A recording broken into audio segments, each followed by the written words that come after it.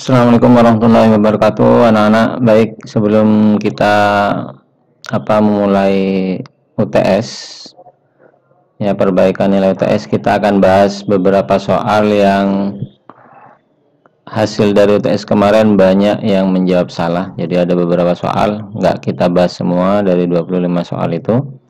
Kita bahas soal-soal yang kebanyakan dari kalian menjawabnya salah. Pertama, kita bahas soal nomor 1. Di sini pertanyaannya adalah, sebelum ada kendaraan Avanza, Xenia dan lain-lain, mobil VW Kodok bukanlah barang langka. Namun sekarang barang tersebut telah menjadi barang yang langka. Kelangkaan tersebut terjadi akibat, kalau kalian jawab ini berarti kalian logikakan juga, kalian bisa menjawab ini. Langkanya barang tersebut karena apa? Ada banyak pilihan, di sini ada 4. Misal yang pilihan yang ini, adanya penurunan kualitas produksi VW Kodok. Ini nggak mungkin jawabannya ini ya, karena VW Kodok sudah nggak diproduksi lagi sekarang ya. Jenis yang lama itu sudah nggak diproduksi lagi. Jadi kemungkinan jawabannya yang ini tidak, bukan yang ini. Yang kedua, VW Kodok tidak bisa mengikuti perkembangan zaman. Kelangkaan tersebut bukan karena VW Kodok nggak bisa mengikuti perkembangan zaman ya. Jadi kelangkaan tersebut lebih diakibatkan karena memang jumlah atau nggak diproduksinya VW Kodok lagi gitu ya. Jadi bukan karena nggak bisa mengikuti perkembangan zaman, malah sekarang VW Kodok semacam ini yang versi yang lama itu malah sekarang banyak dicari orang ya. Jadi kalau dibilang tidak bisa mengikuti perkembangan zaman, kenapa kok sekarang masih banyak yang nyari gitu ya? Karena keunikannya, karena keklasikannya seperti itu. Yang kedua, yang berikutnya, laju pertumbuhan penduduk yang semakin meningkat. Ini bukan ini juga nggak mempengaruhi kelangkaan VW Kodok ya. Jadi jawaban yang benar itu adalah jumlah VW Kodok yang semakin lama berkurang. Itulah yang menyebabkan kelangkaannya, karena sudah nggak diproduksi lagi. Jadi semakin lama semakin berkurang jumlahnya ya. Dan banyak dicari orang gitu ya. Sekarang itu banyak yang nyari VW Kodok karena ini barang langka. Akhirnya ya jadi langka karena banyak yang nyari, barangnya nggak ada. Barangnya hanya tinggal sedikit. Jadi jawabannya yang ini. Baik, berikutnya lagi yang kalian banyak salahnya adalah di sini. Berikut ini adalah faktor yang mempengaruhi kelangkaan kecuali. Jadi kalau kalian ingat kemarin, yang mempengaruhi kelangkaan itu ada sekitar 5 ya, ada 5 hal. Yang pertama adalah perbedaan letak geografis, cepatnya pertumbuhan penduduk, kemampuan produksi ya, perkembangan teknologi yang tidak sama, dan adanya bencana alam. Jadi itu yang mempengaruhi, 5 hal itu mempengaruhi kelangkaan. Nah, di sini pertanyaannya adalah kecuali ya. Yang pertama adalah keterlambatan teknologi. Ini sama ya, perkembangan teknologi yang tidak sama itu kan sama halnya dengan keterlambatan teknologi di satu sisi. Terus berikutnya adalah keterbatasan produsen dalam memproduksi. Ini adalah kemampuan produksi ya. Jadi hal yang mempengaruhi juga kelangkaan. Berikutnya pertumbuhan penduduk yang cepat ya, seperti yang saya sebutkan tadi, cepatnya pertumbuhan penduduk. Ya, ada 3 ini semua yang mempengaruhi kelangkaan, kecuali ini daya beli masyarakat meningkat, karena nggak ada ya. Dari ketiga ini, yang lainnya adalah perbedaan letak geografis dan bencana alam yang nggak masuk di sini, dan ini bukan hal yang mempengaruhi kelangkaan. Ya, oke. Nah, mungkin dari kalian juga bertanya, kalau daya beli masyarakat meningkat, otomatis kan akan timbul kelangkaan. Ya nggak selalu seperti itu. Kalau barangnya masih tersedia banyak di pasaran, ya di pasar, meskipun daya beli masyarakat meningkat, satu barang nggak akan langka selama itu tersedia gitu ya. Jadi ini masih ada kemungkinan lainnya. Jadi bukan penyebab kelangkaan. Baik, berikutnya nomor 5, banyak yang salah di sini. Adanya kebutuhan primer, sekunder, dan tersier merupakan pembagian kebutuhan manusia berdasarkan apa ya? Berdasarkan intensitasnya, itu jawabannya ya. Jadi kebutuhan manusia itu dibagi, kalau kalian baca di buku yang pernah saya share dulu ya, buku PDF itu, kebutuhan manusia itu dibagi berdasarkan intensitas, yaitu primer, sekunder, tersier ini.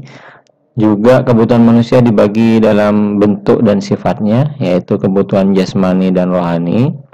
Terus berikutnya kebutuhan dibagi berdasarkan waktu pemenuhan kebutuhan, yaitu kebutuhan sekarang, masa depan, tak tentu, ataupun sepanjang waktu. Dan yang terakhir, kebutuhan berdasarkan subjeknya itu dibagi dua, yaitu kebutuhan individu atau kelompok. Ya. Jadi yang di primer dan sekunder ini itu tuh termasuk kebutuhan berdasarkan intensitasnya. Kalian baca lagi di buku ada ini ya. Terus berikutnya nomor 6. Nah ini, air mineral kemasan merupakan barang bebas, jumlah tak terbatas dan tidak dibutuhkan ya. Kalau kalian masalah ini kalian ingat-ingat lagi, baca di situ di halaman 19 di halaman 10 ya, di halaman 10 di buku kalian lihat di situ ada barang alat sebagai alat pemenuhan kebutuhan manusia digolongkan menjadi dari segi cara memperolehnya, itu namanya ada barang ekonomi, barang bebas, dan barang ilit. Ini ya, barang ekonomi, barang bebas, dan barang ilit. Nah, air mineral sendiri merupakan apa ya? Merupakan barang apa ya? Kita lihat di sini. Barang ekonomi. Ya, barang ekonomi. Jawabannya di sini adalah barang ekonomi. Barang ekonomi itu barang seperti apa? Ketika Anda membutuhkan pakaian, Anda harus membelinya di toko. Ini artinya Anda telah mengeluarkan pengorbanan berupa uang. Barang yang Anda peroleh dengan pengorbanan disebut barang ekonomi. Jadi kalau kalian ingin memperoleh satu barang membutuhkan pengorbanan, misalnya dengan beli dan segala macamnya, itu namanya adalah barang ekonomi.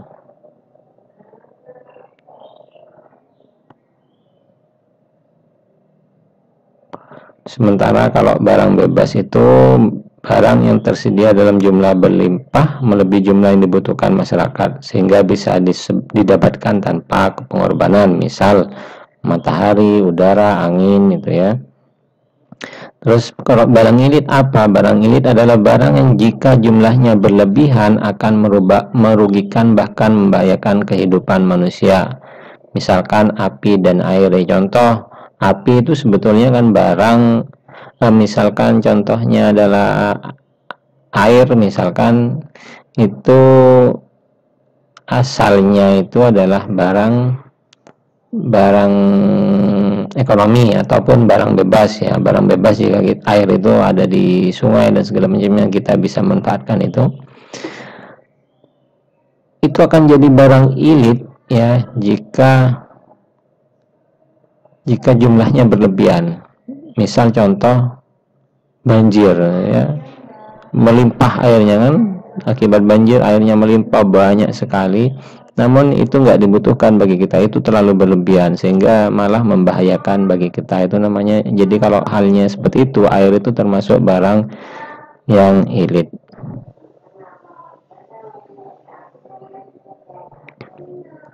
Baik, berikutnya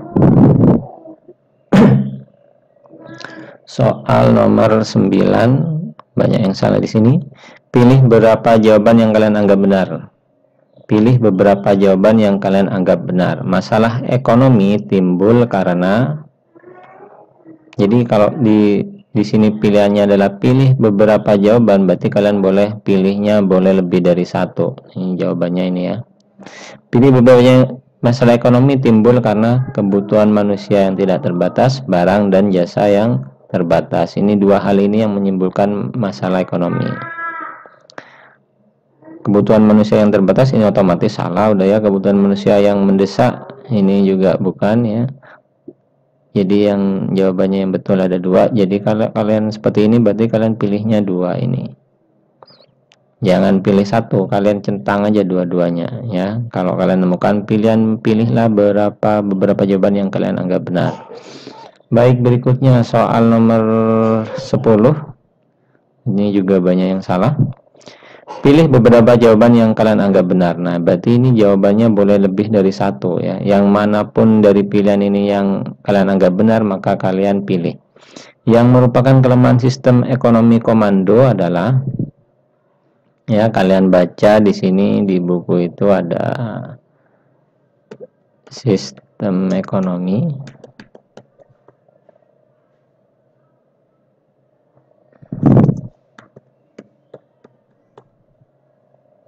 Nah, ini sistem ekonomi komando. Kalian lihat di halaman berapa ini ada, ya, sudah kelebihan, ada kekurangannya juga.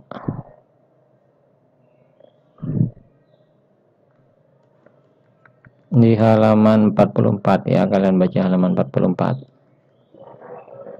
Oke, pertanyaannya di sini adalah yang merupakan kelemahan sistem ekonomi komando. Ya, masyarakat tidak memiliki kebebasan untuk memiliki alat dan sumber daya ekonomi. Betul ya?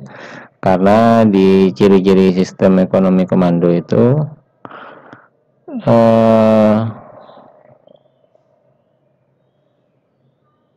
semua alat dan sumber produksi milik negara gitu ya. Jadi jawabannya ini dan ini. Jadi karena semuanya itu milik negara, jadi masyarakatnya itu biasanya dianggap sewa ya, dianggap pinjem gitu ya, dipinjemi oleh negara. Maka itu salah satu kelemahannya adalah bahwa masyarakat tidak memiliki kebebasan untuk memiliki alat dan sumber daya ekonomi. Yang kedua, inisiatif dan daya kreasi individu tidak berkembang. Karena apa? Karena ciri dari sistem ekonomi komando itu adalah semuanya diatur oleh pemerintah ya. Semuanya diatur oleh pemerintah, sementara rakyatnya ia melaksanakan apapun yang pemerintah mau, apapun yang pemerintahnya atur gitu ya. Jadi hampir segala macam hal diatur oleh pemerintah, sehingga mengurangi atau memotong atau menumpulkan inisiatif dan daya kreasi individu gitu ya. Jadi tidak ada kebebasan di situ. Baik, nomor berikutnya yang banyak salahnya juga nomor 11 di sini ya. Pilih beberapa jawaban yang kalian anggap benar. Oh ya, balik lagi ke sini. Jadi kalau ada soal kayak gini, pilih beberapa, berarti kalian pilih beberapa yang benar ya. Kalau yang ini berarti kan salah. Ya. Ini kenapa salah? Ya, ini bukan kelemahan ini ya. Ini memang kalau kalian baca memang betul pemerintah bertanggung jawab sepenuhnya terhadap perekonomian ya. Ini betul, tapi ini bukan kelemahannya. Ini merupakan ciri-cirinya dari kenapa ini jawabannya salah, karena ini merupakan ciri-cirinya dari ekonomi komando ya, bukan kelemahannya. Berikutnya, perekonomian relatif stabil dan jarang terjadi krisis. Ini juga salah ya. Tidak tentu seperti itu ya. Baik, berikutnya yang nomor 11. Ini juga pertanyaan yang sama. Jadi kalau kalian ada 3 jawaban yang benar, ya harus kalian pilih 3, kalian centang 3 ya. Yang merupakan kelebihan sistem ekonomi pasar bebas. Ya, ini yang ditanya adalah kelebihannya.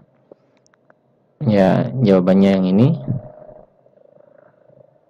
Ini juga, yang ini munculnya kesenjangan yang semakin besar antara golongan kami dengan yang lemah.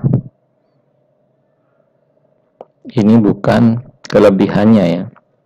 Ini juga di bagian bab ini ya, ada di ekonomi bebas, ada di atas di sebelumnya.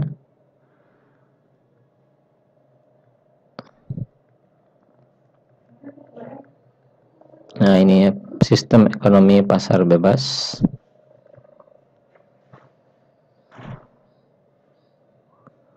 Nah, di sini kalian baca Kenapa ini jawabannya salah? Muncul kesenjangan yang semakin besar antara golongan ekonomi besar dan kuat.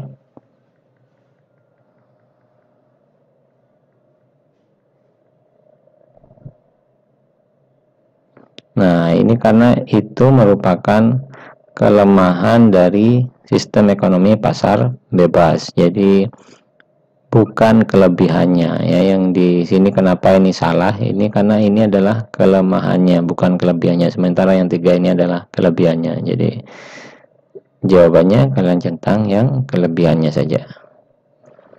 Oke, berikutnya lagi nomor 15, banyak yang salah juga di sini. Fani seorang tenaga kerja. Ini kalian pelajari, ini berarti tentang opportunity cost. Fani seorang tenaga kerja berpeluang menjadi penjaga toko dengan gaji 1,5 juta, menjadi sales barang kosmetik dengan gaji 200.000 per bulan, dan berpeluang menjadi karyawan swasta dengan gaji 2 juta. Apabila Fani memilih untuk berwirausaha, maka biaya peluang yang dikorbankan adalah, jadi dia Fani ini punya kesempatan untuk jadi penjaga toko, jadi sales barang kosmetik, dan jadi karyawan swasta. Jadi ada 3 peluang. Nah, tapi ternyata Fani gak memilih ketiga pekerjaan tersebut. Alih-alih memilih 3 pekerjaan ini, Fani malah memilih untuk berwirausaha sendiri. Dia buka usaha sendiri. Maka biaya peluang yang dikorbankan adalah, gitu ya, maka biaya peluang yang dikorbankan adalah, jawabannya adalah 2 juta. Kenapa kok jawabannya 2 juta? Ingat, dalam biaya peluang ini, jika ada 2 atau lebih pilihan gitu ya, jika ada 2 atau lebih pilihan itu, jika ada 3 pilihan atau 4 pilihan, 5 pilihan ya, maka biaya peluang yang dikorbankan itu adalah biaya peluang yang terbesar. Jadi di sini ada 1,5, 200.000 dan 2 juta, maka biaya peluang yang dikorbankan itu adalah yang terbesar yang dipilih ya. Jadi yang 2 juta gitu ya. Bukan yang 3.700.000. Jadi bukan akumulasi dari semua ini ya, dari 2 juta tambah 1,5 tambah 200, bukan. Kebanyakan kalian milih yang ini, 3.700.000.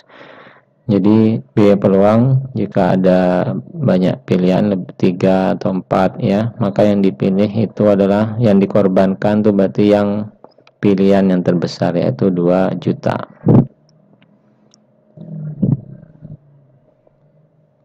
Beda dengan ini, dengan soal nomor 14 ya, ini karena ada 2 pilihan ini, maka berapa pilihan yang dikorbankan ya. Ini kan ada 2 pilihan, gaji 400, gaji 800. Ternyata si Ali memilih untuk bekerja sebagai pelayan yang gajinya 400.000 ini.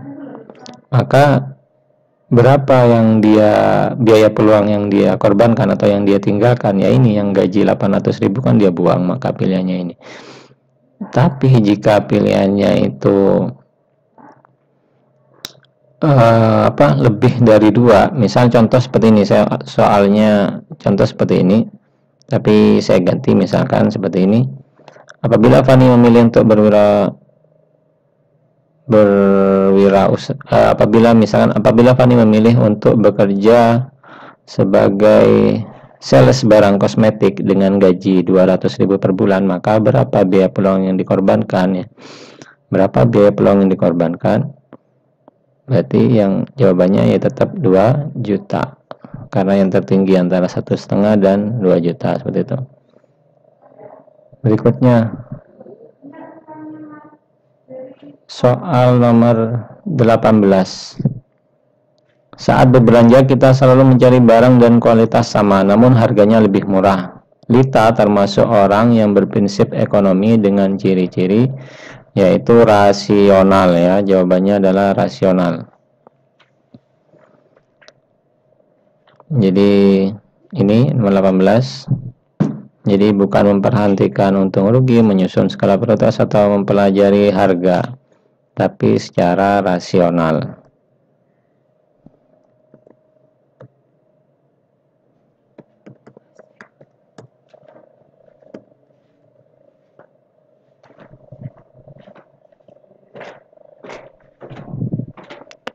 Ini kalian baca di halaman 22, ada di situ. Jadi ini babnya tentang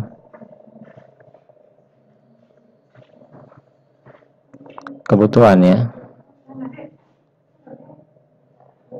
Ini masih di bab 2, kebutuhan manusia dan kelangkaan sumber daya, bersikap rasional dalam memilih.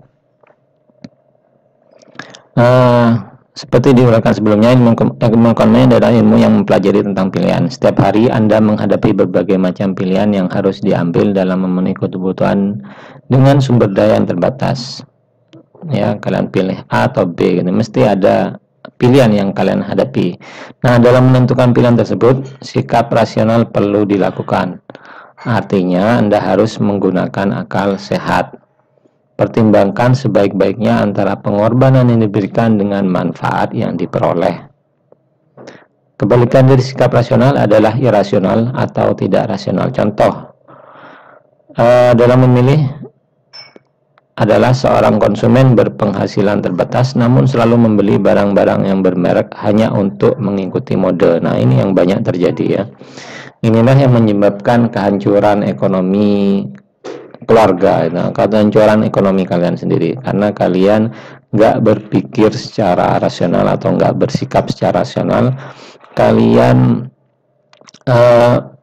kebanyakan itu berpikir untuk mengikuti mode, mengikuti tren ya, sehingga apapun dilakukan ya, meskipun kalian nggak mampu, kalian mampukan untuk misalkan membeli HP, membeli pakaian, membeli sepatu yang bermerek karena ingin seperti artis dan sebagainya macamnya, sehingga kalian sudah nggak rasional lagi gitu ya. Jadi ini ya, jadi kalau yang rasional itu apa? Yang berpikir sehat, yang berpikir secara benar gitu ya, memperhatikan antara kemampuan ekonomi dan memperhatikan antara pengorbanan diberikan dengan manfaat yang diperoleh. Baik, berikutnya adalah pertanyaan nomor 21. Ini juga banyak yang salah. Akibat dari keterbatasan sumber daya untuk memenuhi kebutuhan, maka manusia harus melakukan pilihan sesuatu sehingga kehilangan kesempatan yang lain. Disebut ya, ini banyak yang salah ya. Kok bisa banyak yang salah ya? Harusnya ini banyak yang betul. Jawabannya adalah opportunity cost ya. Jadi opportunity cost itu adalah kalian kehilangan kesempatan yang lain karena memilih satu hal gitu ya. Jadi kalau memilih A berarti yang B, kalau ada A, B, pilihannya A, B, kalian milih A berarti yang B yang hilang kesempatan kalian untuk memiliki itu gitu ya. Kalau kalian pilih B berarti yang A yang hilang, karena nggak bisa kalian ambil dua-duanya. Kenapa nggak bisa diambil dua-duanya? Karena keterbatasan itu ya. Jadi ini opportunity cost, bukan opportunity price, bukan satisfaction cost atau fixed cost ya. Jadi itu nomor 22. Berikutnya adalah pada saat musim hujan tiba, Kecamatan Tenggalapel mengalami kebanjiran besar sehingga merendam sebagian besar rumah penduduk. Air di sini merupakan barang. Nah, ini yang sudah saya bahas tadi ya. Air merupakan barang ilit jawabannya ya. Ya, barang ekonomi tadi saya ulang lagi, barang ekonomi itu jika untuk mendapatkannya kalian butuh pengorbanan atau misal harus beli gitu ya. Barang bebas berarti barang yang bebas kalian ambil tanpa harus mengeluarkan pengorbanan. Misalkan air juga bisakah jadi barang bebas? Bisa. Jika air tersebut misalkan di sungai ya. Di rumah kalian kan banyak sungai itu ya. Kalian ambil semau kalian air di situ nggak apa-apa ya, itu namanya barang bebas. Tapi air akan jadi barang ilit ya jika itu melebihi dari kebutuhan kalian. Kalau sudah banjir, airnya masuk ke rumah malah sampai melahap rumah kalian sampai ke genteng. Nah, itu sudah berlebihan ya, karena nggak kalian butuhkan lagi. Itu namanya barang ilit. Sementara yang pilihan yang terakhir barang substitusi ini bukan ya. Nanti kalian akan belajar juga tentang ini, barang substitusi, barang komplementer dan sebagainya macamnya. Nanti kalian ini bukan ya, ini barang substitusi itu barang pengganti ya. Jadi misalkan nggak mau buat kopi ini ya, nggak ada gula, ternyata nggak ada gula putih, ternyata ada gula aren ya, gula aren, oh nggak apa-apa pakai gula aren. Jadi gula aren itu termasuk barang substitusi atau pengganti. Baik, saya rasa sekian ya, sampai nomor 22 yang banyak salah, jadi saya hanya bahas yang banyak salah aja. Saya harapkan lagi kalian belajar di buku PDF ekonomi itu yang sudah saya bagikan. Jangan sampai salah lagi, jangan sampai banyak salah lagi dalam mengerjakan soal-soal tersebut. Soal-soalnya mudah, semuanya ada di buku. Beberapa saja yang butuh logika, butuh penalaran. Jadi malah kalian lebih banyak di soal-soal yang sudah ada di buku ini ya, yang banyak salahnya. Malah ada beberapa soal yang saya buat soal-soal penalaran, malah kalian banyak yang benar gitu ya. Jadi berarti intinya adalah kalian kurang baca bukunya ya, belum dibaca ya. Jadi dibaca lagi ya bukunya ya. Oke, saya rasa sekian, sukses buat kalian selalu. Semoga nanti juga ujian perbaikannya juga sukses. Terima kasih. Assalamualaikum warahmatullahi wabarakatuh.